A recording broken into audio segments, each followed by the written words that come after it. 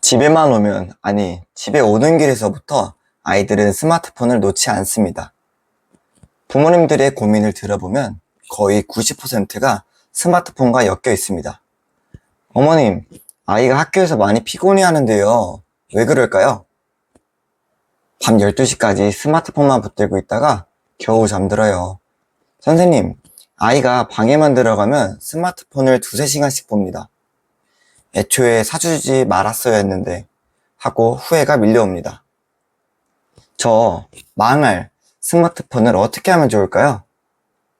오늘은 그래서 스마트폰에 집착하는 아이를 어떻게 하면 좋을지 저와 함께 고민해보는 시간을 가져보려고 합니다.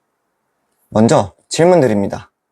아이들이 스마트폰에서 멀어지는 방법은 두 가지 중에서 뭘까요?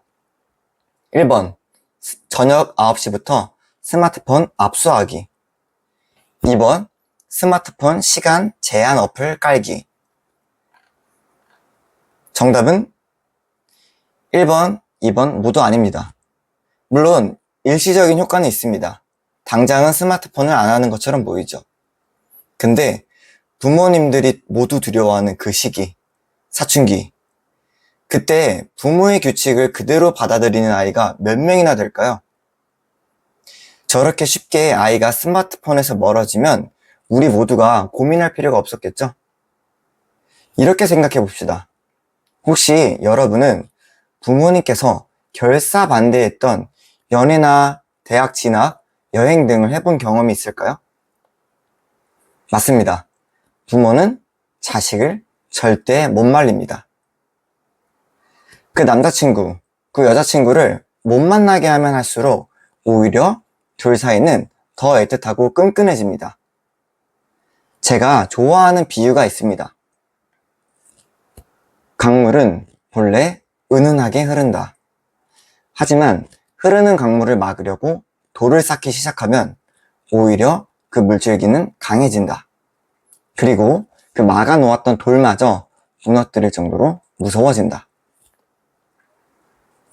이처럼 아이를 스마트폰에서 벗어나게 하려고 부모가 강제로 힘을 주어 막는다면 아이는 스마트폰과 더 각별한 사이가 될 겁니다. 물론 부모에게는 이 사실을 숨기겠죠. 비밀 연애처럼요. 그래서 제가 추천드리는 방법은 스마트폰을 아웃 하는 게 아니라 다른 것을 인 하는 접근입니다.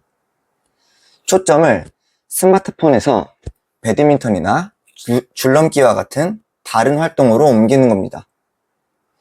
교실에서도 종종 아이가 먼저 찾아와요. 선생님, 집에 가서 숙제를 하고 싶은데 게임을 자꾸 하게 돼요. 제가 한심해요.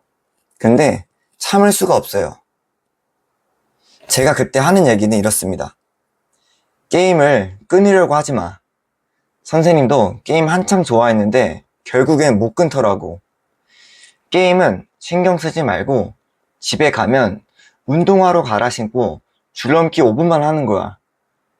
그러면 최소한 3시간 하던 게임을 2시간 55분으로 줄일 수 있어. 이렇게 점차 1분, 5분 게임이나 스마트폰과 관련 없는 활동들을 하다 보면 우리 몸도 조금씩 적응을 합니다. 하지만 이런 말을 하실 수도 있습니다. 선생님, 좋아요.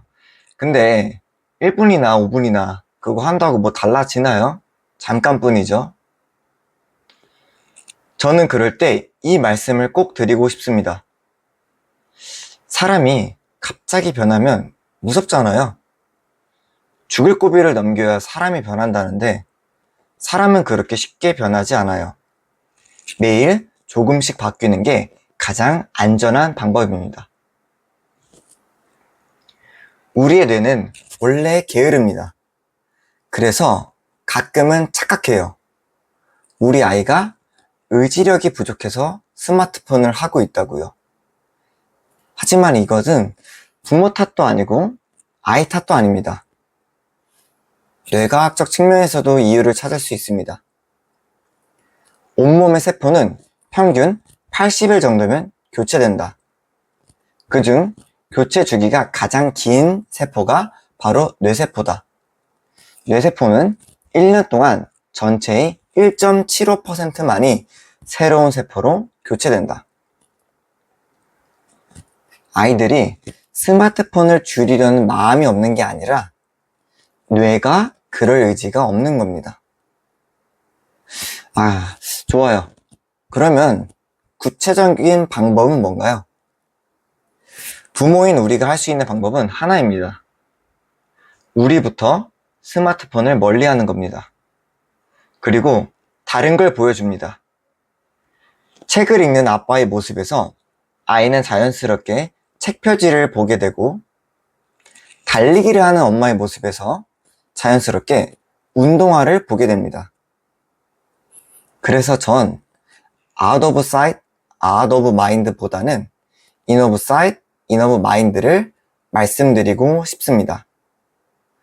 뭐든 그렇듯이 눈에 들어오는 것이 마음에도 들어옵니다. 네, 여기까지 특별한 비법은 아닙니다. 또한 하루아침에 몸이 낫는 약도 아닙니다.